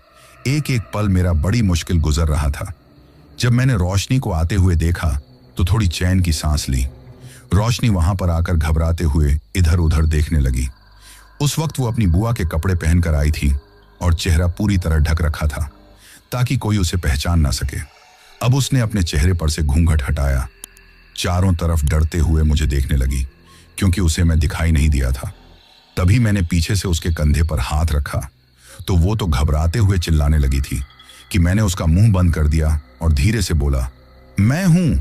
अब रोशनी रोते हुए मेरे गले लग गई। अब हम दोनों ने एक दूसरे का हाथ पकड़ा और सबसे छुपकर गांव से निकल गए थे। उस वक्त हम दोनों काफी घबराए हुए थे कि कहीं कोई देख ना ले और साथ में ही ये सोच रहे थे कि रोशनी के गायब होने की खबर जल्दी ही वहां लोगों को लग जाएगी तो शेर सिंह चुप बैठने वाला नहीं है। ऐसे में हम जल्दी से जल्दी वहां से भाग जाना चाहते थे, इसलिए जल्दी जल्दी कदम बढ़ाते हुए गांव से निकल रहे थे। अभी हम गांव से निकले ही थे कि तभी सामने से एक मोटरसाइकिल आई और उसकी हेडलाइट जैसे ही हमारे ऊपर पड़ी तो हमने अपना चेहरा छुपा लिया और उसने भी एक पल के लिए हमारी तरफ देखा और फिर वहां से चला गया। शायद उस वक्त उसने हमारी तरफ ध्यान नहीं दिया था, लेकिन जब वो शेर सिंह की शादी में पहुंचा और उसे पता चला कि दुल्हन गायब हो चुकी है तो उसे हम पर शक हुआ और उसने इस बारे में शेर सिंह को बताया। अब शेर सिंह अपने दोस्तों के साथ मुझे और रोशनी को पकड़ने के लिए निकल पड़ा। हमें भी इसी बात का डर था, इसलिए हम सीधे सड़क पर ना जाकर खेतों में होकर भागने लगे क्योंकि हमें पता था कि अगर सड़क पर होकर जाएंगे तो पकड़े जाएंगे। वही पल भर में ही मेरी और रोशनी के भागने की खबर पूरे गांव में फैल गई। गांव के लोग चारों तरफ फैल गए और हमें ढूंढने लगे। ऐसे में दूर से ही लोगों के हमें ढूंढने की आवाजें सुनाई देने लगी तो हम दोनों घबरा गए क्योंकि हम दोनों अभी गांव से ज्यादा दूर नहीं आए थे। हमारे पास उस वक्त कोई मोटरसाइकिल या कोई भी साधन नहीं था जिससे हम गांव से दूर निकल सके। मैं तो वैसे ही गरीब फैमिली से था और मुझे पता था कि शेर सिंह के डर की वजह से मेरा कोई भी दोस्त मेरी मदद नहीं करेगा, इसलिए मैंने किसी की मदद भी नहीं मांगी थी। शेर सिंह की शादी में उसका बड़ा भाई जो पुलिस अधिकारी था, उसके साथ में एक पूरी पुलिस फौज भी थी जो भी हमें ढूंढने में लगी हुई थी। दूर से आती टॉर्च की रोशनी में हम दोनों अपने आप को बचाते हुए भाग रहे थे। हमारे पीछे उनकी मोटरसाइकिल और गाड़ियां आ रही थीं। ये देखकर हमें लगने लगा कि हम बच नहीं पाएंगे क्योंकि मुझे पता था कि अगर शेर सिंह के हाथों हम आ गए तो शेर सिंह मुझे तो बेरहमी से मारेगा, उसका भाई मुझे हमेशा के लिए जेल में डाल देगा। लेकिन मुझे खुद से ज्यादा रोशनी की चिंता थी। हम दोनों ना एक दूसरे का साथ छोड़ सकते थे, ना एक दूसरे के बिना रह सकते थे। हम भागते जा रहे थे। जब हमें लगा कि हम इस तरह बच पाएंगे तो हम एक जगह छुप कर बैठ गए, लेकिन सोचने लगे कि जल्दी ही पकड़े जाएंगे क्योंकि गांव के लोगों ने, पुलिस की फौज ने हमें चारों तरफ से घेर लिया था। ऐसे में फिर हम खेतों में भागने लगे। वे लोग भी हमारा पीछा करते हुए, गुस्से में चिल्लाते हुए हमारे पीछे भाग रहे थे। हम आगे भागते जा रहे थे, अपने आप को बचाने के लिए कभी खेतों में उधर तो कभी उधर भाग रहे थे। उन लोगों ने हमें चारों तरफ से घेर लिया था। ऐसे में समझ में नहीं आ रहा था कि कहां जाए। ऐसे में भागते भागते हम लोग करमुंडी चुड़ैल के जंगल में चले गए क्योंकि सोच लिया था कि इन लोगों के हाथों आने की बजाय, एक दूसरे से अलग होने की बजाय, अगर एक साथ में मर जाएंगे तो बेहतर है और अगर बच गए तो हमारी किस्मत है, लेकिन एक दूसरे से अलग नहीं होंगे। वैसे हमें लग रहा था कि वे लोग करमुंडी चुड़ैल के जंगल में हमारे पीछे नहीं आएंगे। उन लोगों ने जब हमें वहां जाते हुए देखा तो एक पल के लिए तो रुक गए, लेकिन शेर सिंह को तो किसी भी कीमत पर रोशनी चाहिए थी, इसलिए वो अपने दोस्तों से अंदर जंगल में जाने के लिए कहने लगा, लेकिन हर किसी ने मना कर दिया। कोई भी अपनी जान दांव पर नहीं लगाना चाहता था। ऐसे में शेर सिंह का बड़ा भाई जो काफी गुस्से में था, उसे लग रहा था कि उनकी इज्जत पर आंच आई है। उसने जो अपने साथ पुलिस फोर्स थी उन्हें जंगल में जाने का ऑर्डर दे दिया। पुलिस वालों को बेचारों को इस बारे में ज्यादा कुछ पता नहीं था और वो लोग हमें ढूंढने के लिए अंदर जंगल में चले गए। मुझे और रोशनी को तो लगा था कि कोई भी हमें ढूंढने के लिए चुड़ैल के डर से अंदर नहीं आएगा, इसलिए हम जंगल में घुसते ही एक पेड़ की ओट में छुप कर बैठे थे और सोच रहे थे कि जब ये लोग यहां से चले जाएंगे और भगवान करे वो चुड़ैल भी यहां ना आए तो हम दोनों यहां से निकलकर फिर यहां से भागकर कहीं दूर चले जाएंगे किंतु जब हमने शेर सिंह के बड़े भाई को पुलिस फोर्स को अंदर जाने की आर्डर देते हुए सुना तो हम दोनों घबरा गए और वहां से भागने लगे।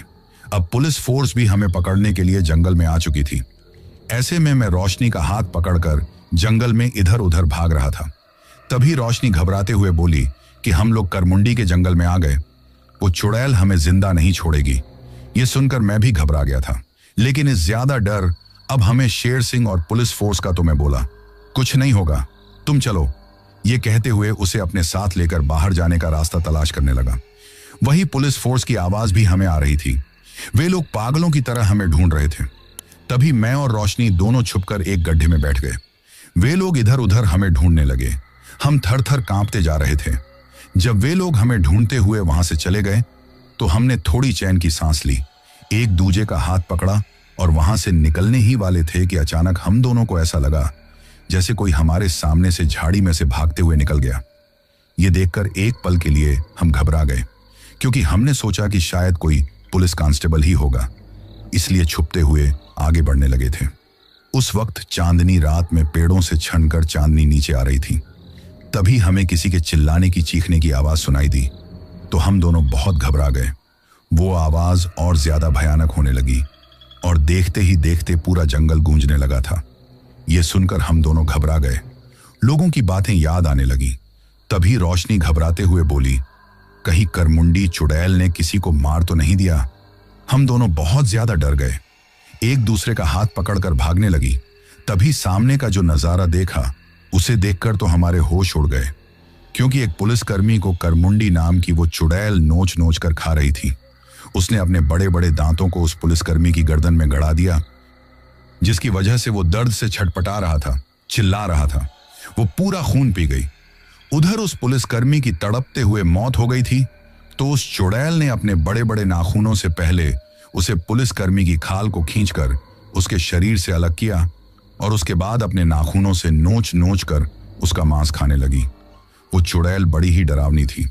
ऐसा लग रहा था जैसी हड्डियों का ढांचा है। बाल काफी लंबे और उलझे हुए थे। आंखों के नीचे काला गड्ढा था। हाथ के नाखून काफी लंबे थे। उस वक्त हम एक पेड़ की ओट में छुपे ये देख रहे थे तो अपनी आंखों के सामने ये देखकर हम दोनों बहुत डर गए। रोशनी तो इतनी ज्यादा घबरा गई थी कि डर की वजह से रोशनी की चीख निकलने वाली थी, लेकिन मैंने अपने हाथों से उसका मुंह दबा दिया और आंखों से उसे चुप रहने के लिए कहा। वही जैसे उस चुड़ैल को हमारे वहां होने का एहसास हो गया था। अब वो घुटनों के बल चलते हुए हमारी तरफ आने लगी तो हम दोनों बहुत ज्यादा घबरा गए और वहां से भागने लगे थे कि तभी एक पुलिसकर्मी हमारे सामने आ गया। उसे देखकर हम दोनों कभी घबराते हुए पीछे की तरफ देख रहे थे तो कभी आगे की तरफ देख रहे थे। तभी वो पुलिसकर्मी गुस्से में हमारी तरफ देखकर बोला, बहुत हो गया तुम्हारा नाटक, चुपचाप अपने आप को मेरे हवाले कर दो और चलो यहां से। ये सुनकर हमने घबराते हुए पीछे की तरफ देखा। घुटनों के बल चलते हुए वो चुड़ैल हमारी तरफ आ रही थी। उसकी जीभ काफी लंबी थी जिससे खून टपक रहा था। पूरा मुंह खून से सना हुआ था। ये देखकर मैंने रोशनी का हाथ पकड़ा और उसे पुलिसकर्मी को चकमा देकर वहां से भाग गए। ये देखकर वो पुलिसकर्मी गुस्से में हमारे पीछे भागने ही वाला था कि तभी पीछे से आती हुई उस चुड़ैल ने छलांग मारकर उस पर झपट्टा मारा तो उसे पुलिसकर्मी की चीख चारों तरफ गूंज गई। ये सुनकर मैंने और रोशनी ने घबराते हुए पीछे की तरफ भी नहीं देखा और भागते रहे। हम दोनों बहुत ज्यादा थक गए थे। हमारी सांसें भी उखड़ने लगी थी, लेकिन हमें पता था कि हम मौत के जंगल में आ गए हैं और वो करमुंडी हमें जिंदा नहीं छोड़ेगी। लेकिन हम वहां से जिंदा भागना चाहते थे, इसलिए जंगल से बाहर जाने का रास्ता तलाश कर रहे थे। तभी एक पुलिसकर्मी हमारे सामने फिर से आ गया और गुस्से में हमारी तरफ अपनी गन करके बोला, अगर ज्यादा होशियारी करने की कोशिश की तो दोनों की जान ले लूंगा। ये देखकर हम घबराने लगे थे और वहां से भागने लगे तो वो पुलिसकर्मी गुस्से में बोला, रुको। ये कहते हुए उसने अपनी गन से मेरी तरफ गोली चलाई, लेकिन मैं और रोशनी दोनों ही बचकर वहां से भाग निकले और वो गोली सीधे ही जो चुड़ैल सामने से आ रही थी उसके माथे में जाकर लगी। उस वक्त अपनी आंखों के सामने उस चुड़ैल को देखकर उसे पुलिसकर्मी के होश उड़ गए। वो थर थर कांपने लगा। शायद आज जिंदगी में पहली बार उसने चुड़ैल को देखा था। वो चुड़ैल गुस्से में उसकी तरफ घूरने लगी थी। अब वो पुलिसकर्मी अपने आप को बचाने के लिए वहां से भागने लगा था तो उस चुड़ैल ने झपट्टा मारकर उसे पकड़ लिया और उसका खून पीने लगी। वो तड़पने लगा, चिल्लाने लगा। आज पूरा जंगल भयानक चीखों से गूंज रहा था। अब भी हम दोनों घबराते हुए इधर उधर भाग रहे थे। वहीं दूसरी पुलिसकर्मी ने उस चुड़ैल को उस पुलिसकर्मी का खून पीते हुए देख लिया और अपनी गन से उस पर गोली चलाई। लेकिन उस चुड़ैल पर कोई फर्क नहीं पड़ा, किंतु गोली चलाने वाले उस पुलिसकर्मी पर फिर झपट्टा मारकर उसने उसका खून पीना शुरू कर दिया। वो चुड़ैल अभी तक पुलिसकर्मियों को ही अपना शिकार बना रही थी और हम दोनों वहां से भाग रहे थे। तभी रोशनी लड़खड़ाते हुए नीचे जमीन पर गिर गई। तो मैंने उसका हाथ पकड़कर उसे उठाने की कोशिश की तो वो हड़बड़ाते हुए रोते हुए बोली, तुम यहां से भाग जाओ, वरना वो चुड़ैल तुम्हें जिंदा नहीं छोड़ेगी। भाग जाओ, मेरी चिंता मत करो। यह सुनकर मैं बोला, नहीं, मैं तुम्हें छोड़कर कहीं नहीं जाऊंगा। तो रोशनी बोली, तुम्हें मेरी कसम है, भाग जाओ यहां से। वैसे भी मेरी जिंदगी तो तकलीफों से भरी हुई है और मेरा तो कोई अपना भी नहीं है कि मेरी मौत के बाद रोएगा, लेकिन तुम्हारे अपने हैं जो तुम्हें बहुत प्यार करते हैं। चले जाओ यहां से। अब मैं बोला, नहीं रोशनी, मैं तुम्हें छोड़कर नहीं जाऊंगा। अगर हम दोनों साथ जी नहीं सकते तो साथ तो मर सकते हैं ना। ये कहते हुए मैंने उसका हाथ पकड़ा, लेकिन रोशनी से अब जैसे चला ही नहीं जा रहा था। फिर भी मैंने उसे हिम्मत दी और हम फिर से भागने लगे। अभी कुछ ही आगे पहुंचे थे कि एक जंगली कांटा रोशनी के पैर में चुभ गया, जिसकी वजह से वो लड़खड़ाते हुए नीचे गिर गई। अब ये देखकर मैंने उसे संभालने की कोशिश की। वो दर्द से रो रही थी और मैं उसे तसल्ली देने की कोशिश कर रहा था। तभी एक आवाज से सामने आई और घबराते हुए हमने देखा कि वही भयानक डरावनी चुड़ैल खड़ी हुई थी। वो इस बार घुटनों के बल पर नहीं थी, अपने पैरों पर चलकर हमारी तरफ बढ़ रही थी और गुस्से में हमें घूर रही थी। वो हमसे ज्यादा दूरी पर नहीं थी। अब तक तो हमने लोगों से सिर्फ सुना था कि चुड़ैल दूर से डरावनी लगती है, लेकिन अब वो हमारे बिल्कुल सामने थी। वो बिल्कुल हड्डियों का कंकाल, हड्डियों का ढांचा थी। आंखें बड़ी ही डरावनी थी, जो उस वक्त भी चमक रही थी। लाल रंग की उन आंखों को देखकर हम बहुत ज्यादा घबरा गए। आंखों के नीचे गड्ढे थे और हाथ की नाखून देखकर तो हम थर थर कांपने लगे थे। पैरों की तरफ देखा तो पैर उल्टे थे। ये देखकर हम दोनों पर क्या गुजर रही थी, हमसे बेहतर भला कौन समझ सकता था। उस वक्त मेरी और रोशनी के सोचने समझने की शक्ति खत्म हो गई थी। हम दोनों घबराते हुए खड़े हुए और एक दूसरे का हाथ पकड़ लिया। अब वो चुड़ैल, जिसका पूरा मुंह खून से सना हुआ था और मुंह से भी खून टपक रहा था, अजीब तरह की मुस्कान के साथ हमारी तरफ बढ़ने लगी। तो रोशनी रोते हुए बोली, मैं तुम्हारे सामने हाथ जोड़ती हूं, हमें जाने दो, हमें छोड़ दो। ये कहते हुए वो उसके सामने विनती करने लगी, लेकिन उस चुड़ैल पर हमारे कहने का कोई फर्क नहीं पड़ रहा था। तभी वो चुड़ैल हम पर झपटा मारती कि मैं रोशनी के आगे आ गया तो वो चुड़ैल गुस्से में घूर कर हमारी तरफ देखने लगी। मैंने सोच लिया था कि अगर आज हमें मरना ही है तो मैं अपनी आंखों के सामने रोशनी को कुछ होते हुए नहीं देख सकता। इसलिए मैं रोशनी की तरफ देखकर बोला, रोशनी, भाग जाओ यहां से। ये कहते हुए उसके आगे खड़ा हो गया। रोशनी रोते हुए बोली, नहीं, मैं आपको छोड़कर कहीं नहीं जाऊंगी और हटो मेरे सामने से। परंतु मैं वहां से नहीं हटा और उस चुड़ैल के सामने आ गया। वो चुड़ैल मेरे काफी करीब आ गई थी तो मुझे तो लगने लगा था कि अब मैं जिंदा नहीं बच पाऊंगा। वो चुड़ैल मुझ पर झपट्टा मारने को थी कि तभी रोशनी ने मुझे जोर का धक्का एक तरफ दे दिया और खुद उस चुड़ैल के सामने आ गई थी। ये देखकर मेरी आंखें फटी की फटी ही रह गईं। मैं रोशनी कहते हुए चिल्ला उठा और मैंने देखा कि वो चुड़ैल रोशनी का खून पीने लगी थी। अब रोशनी दर्द में तड़पते हुए चिल्ला रही थी। ये देखकर मैंने उस चुड़ैल की तरफ रोशनी को बचाने के लिए भागने ही वाला था कि तभी अचानक मुझे लोगों की आवाजें सुनाई दी, जो शायद गांव के लोग थे। अपने हाथों में आग लिए हुए वे लोग भागते हुए जंगल में आ रहे थे। अब जैसे ही उस चुड़ैल ने उनकी तरफ देखा तो रोशनी को अपने साथ लेकर वहां से भाग गई। ये देखकर मैं उनके पीछे भागने लगा, लेकिन तभी किसी चीज से ठोकर खाकर गिर गया और मेरे सिर में बहुत चोट लगी और मेरी आंखों के सामने अंधेरा छा गया, जिससे मुझे पता ही नहीं चला कि मैं कब बेहोश हो गया। जब मेरी आंखें खुली तो देखा कि सुबह हो चुकी थी। मैं गांव के बीचों बीच जो मंदिर का चबूतरा था उस पर लेटा हुआ था। वही गांव के सारे लोग, मेरे घर वाले, शेर सिंह के घर वाले, सब लोग वहां पर खड़े हुए थे, जो गुस्से में मुझे घूर रहे थे। मेरी माँ और पापा दोनों रोते हुए मेरी तरफ देख रहे थे, किंतु मैं रोशनी के बारे में सोचकर बहुत ज्यादा घबराने लगा। अब मैं कुछ बोलता उससे पहले ही पुलिस ने मुझे गिरफ्तार कर लिया। तो मेरे घर वालों ने मुझसे बात करने की, मिलने की कोशिश की, लेकिन शेर सिंह के भाई ने किसी को मिलने नहीं दिया। मैं रोशनी को याद करके रोते जा रहा था। तभी गांव के लोगों के मुंह से मैंने सुना कि मुझे छोड़कर जंगल में कोई भी जिंदा नहीं बचा है, सिर्फ उनके कंकाल ही मिले हैं। रोशनी के भी कपड़े और उसका कंकाल मिला है। ये देखकर मैं अपने होश खो बैठा। पुलिस मुझे पकड़कर अपने साथ थाने ले गई और मुझे जेल में डाल दिया। वहां पर शेर सिंह के भाई ने मेरे साथ बेरहमी से मारपीट की। मुझसे जबरदस्ती ये मान लेने के लिए कहा कि मैंने रोशनी को अपने कुछ आदमियों के साथ पहले अगवा किया था और फिर जंगल में ले जाकर उसका रेप किया। जब उसने इस बात का विरोध किया तो मैंने गुस्से में उसे बेरहमी से मार डाला।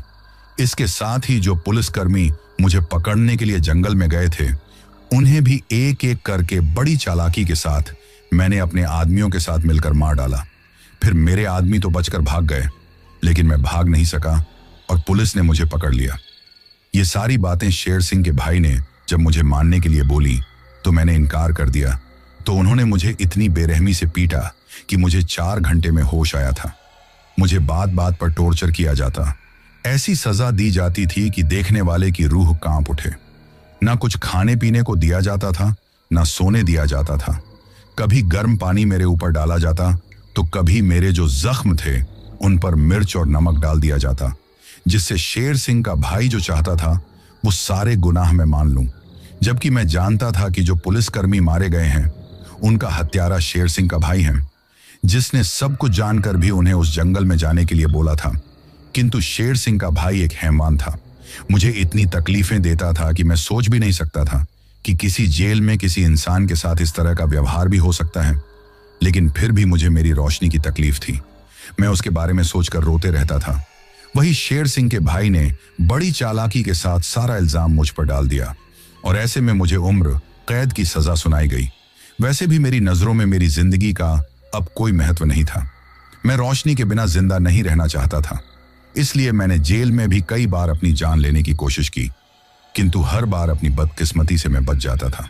जब रात को सोता तो ऐसा लगता जैसे रोशनी की चीखें मुझे सुनाई दे रही हैं। वो करमुंडी चुड़ैल मुझे हर रात सपने में दिखाई देती और रोशनी की चीखें सुनाई देती, जिसकी वजह से मैं बहुत ज्यादा घबराने लगता। रात में ही रोशनी रोशनी कहकर चिल्लाने लगता। ऐसे में सबको लगने लगा था कि मेरी मेंटल हेल्थ ठीक नहीं है, इसलिए मुझे मेरी हालत को देखते हुए मेंटल हॉस्पिटल भेज दिया गया। वहां मेरी जिंदगी नरक से भी बदतर हो गई। अब मैंने चिल्लाना या कुछ भी कहना छोड़ दिया। बस चुपचाप अपने आंसू बहाते रहता और रोशनी को याद करते रहता। मेरा मन करता कि मैं मर जाऊं, लेकिन मुझे हमेशा लोहे की जंजीरों में बांध कर रखा जाता। मेरे घर वाले मुझसे मिलने आते थे और मेरी हालत देखकर बहुत रोते थे। कभी मुझे इस बात की तकलीफ होती कि मेरी वजह से मेरे घर वालों को कितनी तकलीफें मिली हैं, तो कभी रोशनी के बारे में सोचकर सोचता कि उसकी मौत का जिम्मेदार मैं हूं। काश मैं रोशनी की जिंदगी में आया ही नहीं होता, तो रोशनी को अपनी जान तो नहीं गंवानी पड़ती। फिर मुझे वापस जेल में भेज दिया गया, जहां पर कभी भी मुझसे अच्छा व्यवहार नहीं होता था। मुझ पर सब लोग नजर रखते थे, क्योंकि मैं पहले भी 2 बार सुसाइड करने की कोशिश कर चुका था। ऐसे में एक बार जेल में ही पुलिस प्रशासन द्वारा भागवत कथा करवाई गई और जो गुरुजी भागवत कथा के लिए आए थे, उन्होंने हम सब लोगों से भी मुलाकात की, हमारे बारे में जाना और हमें सही रास्ता बताया। अब तक मेरी बातों पर कोई यकीन नहीं करता था कि कोई करमुंडी नाम की चुड़ैल भी हो सकती है। जेल में हर कोई मेरा मजाक बनाता था, लेकिन उन गुरुजी ने मेरी बातों पर यकीन किया, मेरे साथ अच्छा व्यवहार किया और मेरी पूरी कहानी सुनी, तो उन्हें मेरी बातों पर यकीन हो गया, क्योंकि उन्होंने भी करमुंडी चुड़ैल के बारे में और उस जंगल के बारे में सुना हुआ था। फिर मेरी तकलीफ देखकर उन्होंने मुझे दिलासा दी और साथ में ही कहा कि मर जाना अपनी तकलीफों से छुटकारा पाना नहीं होता। मरने के बाद भी इंसान की आत्मा तड़पती रहती है। तुम्हारा प्यार इस जन्म में तुम्हारी किस्मत में नहीं था, लेकिन अगले जन्म में तुम्हें मिल जाए। इसलिए मरने की बजाय बेहतर है कि लोगों की हेल्प करो, समाज सेवा करो और अपनी जिंदगी दूसरों की खुशियों में लगा दो। क्या पता तुम्हारे अच्छे कर्मों से खुश होकर भगवान अगले जन्म में तुम्हें तुम्हारे प्यार से मिला दे और सोचो, तुम जिस लड़की ने तुम्हारी जान बचाने के लिए अपनी जान दे दी, क्या जब तुम मर जाओगे तो उसकी आत्मा को शांति मिलेगी? नहीं, वो तड़पती रहेगी। इसलिए उसकी आत्मा की शांति के लिए और इस जन्म में तुम्हें सुकून मिल सके, इसके लिए भगवान का नाम लेकर दूसरों की सेवा में अपना जीवन लगा दो। उस वक्त उनकी बातें ऐसी थी कि सीधे मेरे दिल को छू गई और मैं सबके साथ में उनका गुरु मंत्र ले लिया। इसके साथ ही मैंने मरने का ख्याल अपने दिल और दिमाग से निकाल दिया। उसके बाद धीरे धीरे मैं पहले की तरह नॉर्मल रहने लगा, लेकिन हर पल हर रात रोशनी की याद में तड़पते रहता। कभी अकेले में कहता रहता कि देखना रोशनी, अगले जन्म में तुम मुझे जरूर मिलोगी। अब गुरु मंत्र और भगवान का जाप करने के साथ मैं जेल में जो बुजुर्ग या कोई भी ऐसा इंसान है जिसे मेरी किसी मदद की जरूरत है, मैं हमेशा उनकी मदद के लिए तैयार रहता हूं। आज मैं ज्यादा से ज्यादा दूसरों की मदद करने की कोशिश करता हूं। ऐसे में सबका व्यवहार मेरे प्रति अब अच्छा है। मेरे घर वाले मुझसे मिलने के लिए आते हैं। मैं हर बार उनसे माफी मांगता हूं कि मेरी वजह से उन्हें बहुत तकलीफ हुई है और इस बात का मुझे एहसास भी है। शायद मेरे घर वालों ने भी अब धीरे धीरे मेरे बिना जीना सीख लिया है। इस बात की मुझे तसल्ली है। मुझे नहीं पता कि मेरी ये जिंदगी कब तक की है, लेकिन जब तक की है मैं इसे दूसरों की मदद करते हुए, भगवान और गुरु मंत्र का जाप करते हुए और रोशनी की यादों के सहारे बिताना चाहता हूं। अब मुझे हर पल इंतजार है जब मुझे मेरी रोशनी मिलेगी, क्योंकि मुझे पूरा भरोसा है कि एक दिन भगवान मेरी रोशनी को मुझसे जरूर मिलाएगा। तो दोस्तों, ये थी हमारी आज की कहानी। कहानी आपको कैसी लगी ये आप मुझे कमेंट बॉक्स में कमेंट करके जरूर बताना। दोस्तों, इसके बाद हमारा वही सिलसिला शुरू करते हैं जिसके बारे में मैंने आपको कहा था, और जिन जिन लोगों ने भी पिछली स्टोरी सुनने के बाद कमेंट करके अपना नाम और जगह बताई थी, अब मैं उन लोगों के नाम लेता हूं। तो सबसे पहले यूएस तिवारी और हर्ष तिवारी हैं, सिरसा हैं प्रयागराज से, फहीम हैं मेलगांव से, अखिलेश मौर्यवंशी हैं यूपी से, विक्रम हैं उत्तर प्रदेश से, साफिक हैं सऊदी अरब से, प्रिंस महंतो हैं बेगूसराय बिहार से, वाइसोंग हजांग हैं थाईलैंड से, रचना कुमारी हैं बिहार से, राजकिशोर हैं बिहार से, रोबिन लांबा हैं सऊदी अरब से, अशोक जलवा हैं बुढ़ार से, अंजार हैं वेस्ट बंगाल से, शुभेंदु सिन्हा हैं असम से, संतोष यादव और संजना यादव हैं बिलासपुर छत्तीसगढ़ से, निहार सिन्हा हैं शिलोंग मेघालय से, रजान नूर कीका हैं महाराष्ट्र से, प्रदीप हैं दिल्ली से, अरविंद भाई, गीताबेन, राज, रिंकल, दीप और सोनल हैं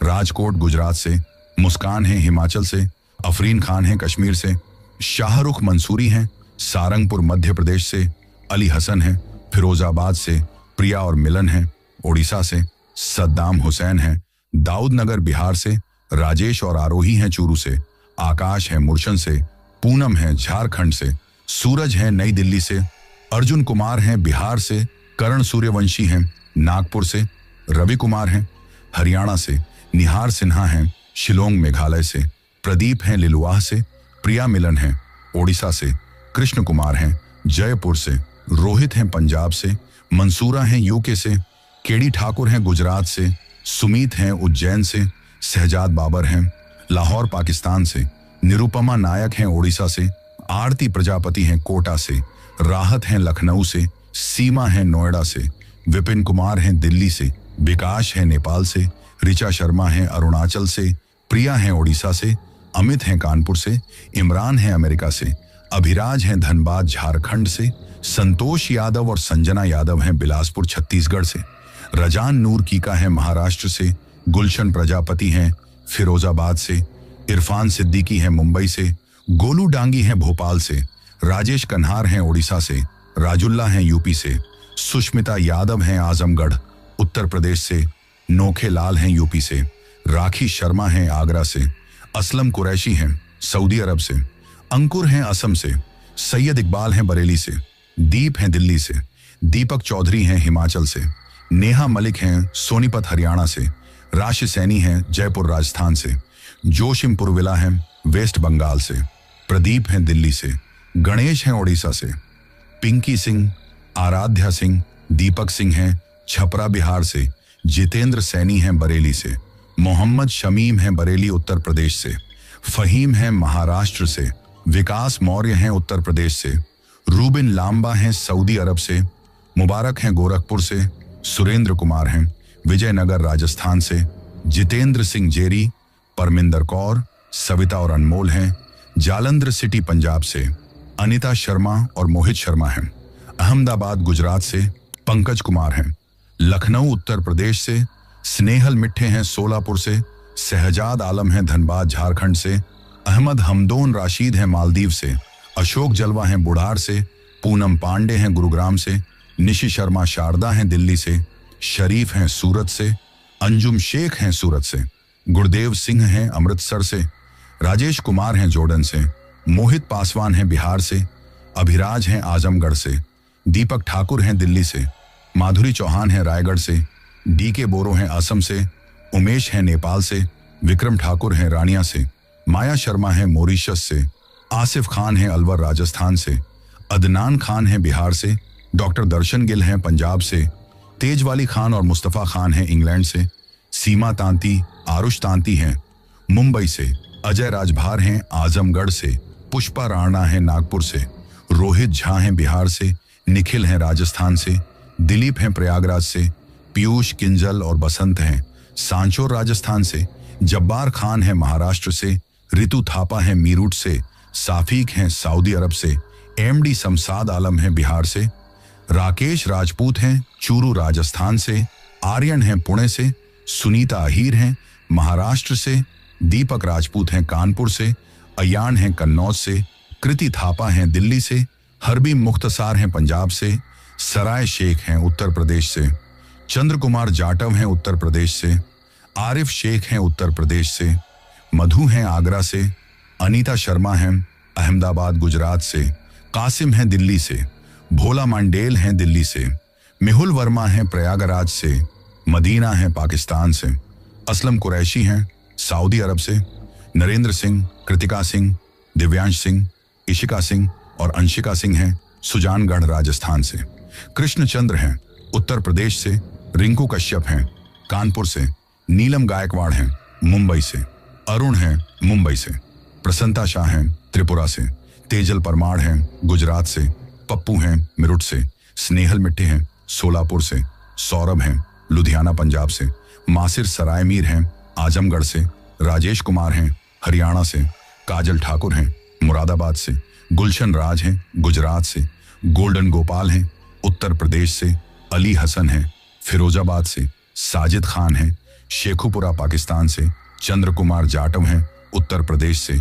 लक्ष्मण हैं तेलंगाना से, पूरण चंद हैं बालोतरा राजस्थान से, सहदाब अंसारी हैं दिल्ली से, समुद्र श्रेष्ठा हैं काठमांडू नेपाल से, श्याम हैं मणिपुर से, सोनिया सागर और नीरव सागर हैं उत्तर प्रदेश से, पिंटू दे हैं असम से, अमित कुमार हैं दिल्ली से, सुखदेव लखोत्रा हैं गुजरात से, अरविंद भाई गीताबेन राज रिंकल दीप और सोनम हैं राजकोट गुजरात से, शुभेंदु सिन्हा हैं असम से, सुमित्रा हैं कोलकाता से, पूनम धानका हैं राजकोट गुजरात से, मुमताज हैं कुवैत से, पार्वती छलवाड़ी हैं पुणे महाराष्ट्र से, माजिद हैं मालदीव से, मोहम्मद सलीम हैं लखनऊ से, अब्दुल गफूर हैं रामगढ़ से, हजवसा बासुमत्री हैं असम से, राजकुमार बीस्ट हैं काठमांडू नेपाल से, राजवीर बन्ना हैं दूदू जयपुर राजस्थान से, राजश्री हैं ठाणे मुंबई से, जाकिर हैं उत्तर प्रदेश से, अख्तर हुसैन हैं बारामूला कश्मीर से,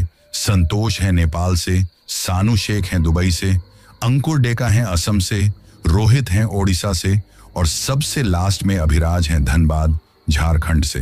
तो दोस्तों ये थे उन लोगों के नाम जिन्होंने पिछली स्टोरी पर कमेंट करके हमें बताया था कि वो कहां से कहानी सुनते हैं। इसके साथ ही अगर किसी का नाम छूट गया हो तो वो कमेंट करके बताना, कल वाली वीडियो में उनका नाम ले लिया जाएगा। मैंने पूरी कोशिश की है कि किसी का भी नाम ना छूटे। इसके साथ ही अगर अभी तक भी आप लोगों ने चैनल को सब्सक्राइब नहीं किया है तो जल्दी से चैनल को सब्सक्राइब कर लो, क्योंकि आपका ये छोटा सा सहयोग मेरे लिए बहुत ज्यादा मायने रखता है।